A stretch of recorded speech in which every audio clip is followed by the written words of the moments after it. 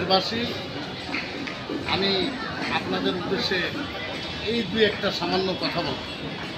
ভালো লাগলে আমার কথাগুলি শুনবেন, আর ভালো না লাগলে শুনবেন না, ধাক্কা দিয়ে ঠেলে দেবেন। আমি বলতে চাই সকল মুসলমানদের উদ্দেশ্যে, এই যে আপনারা গরু কুরবান দিয়েছেন, বাঙালি জাত মাছ গোছে বিশ্বাসী। ডাল ভাত শুধু নামে বলে, গোছ একটু কম খাবেন, গরমের সময়টা খুব বেশি। আর গরু গোছ এমনি গরম দিনে অনেক লোক এই গোছকে স্টক করে, তাই আপনি সীমিত পরিমাণ খাবেন।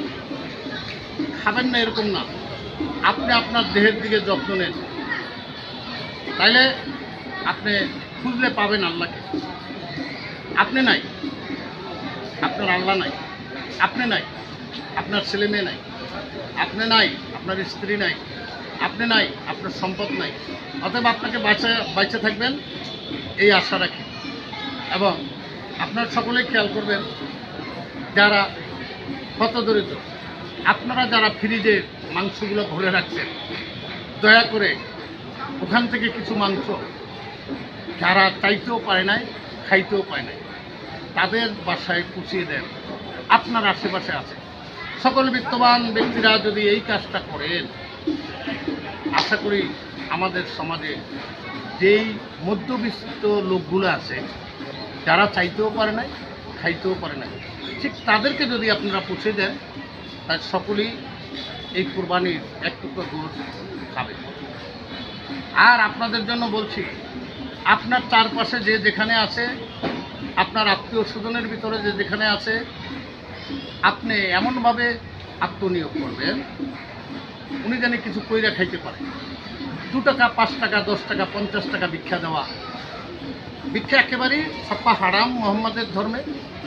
আর আপনারা যদি ভিক্ষা দেন, তাহলে আপনি মোহাম্মদের ধর্ম মানেন না।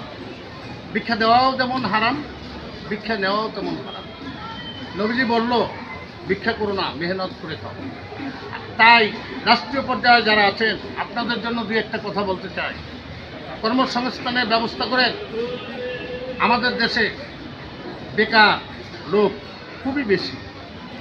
যুবক, মধ্যবিত্ত লোকগুলা, মধ্যবয়সী লোকগুলা, এরা বেকার, ঘুরে বেড়ায়।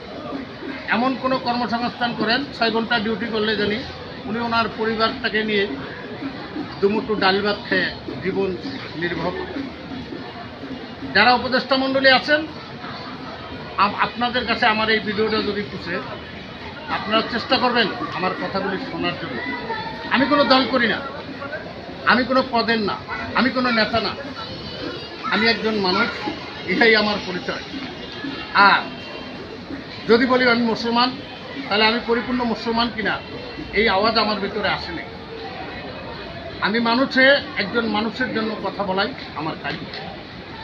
আপনারা চেষ্টা করবেন আমার এই কথাগুলো ফলো করার জন্য। আশা রাখি আপনারা সকলে ভালো আছেন। এই ঈদের দ্বিতীয় দিনে আপনাদের সকলকে আমি জানাই ঈদের উৎসব, ঈদ মোবারক, ঈদের শুভেচ্ছা। মানে পরিচয়টা জানান। আমি দরবেশ আনোয়ার হোসেন, শাহচুকি হজরতুল আল্লামা আলহাজ মাওলানা শাকলেন্দার সুবিকাজা আনোয়ার হক রসুন জামিন মাজ্জাদিল্লু আলী হুজুর পাক।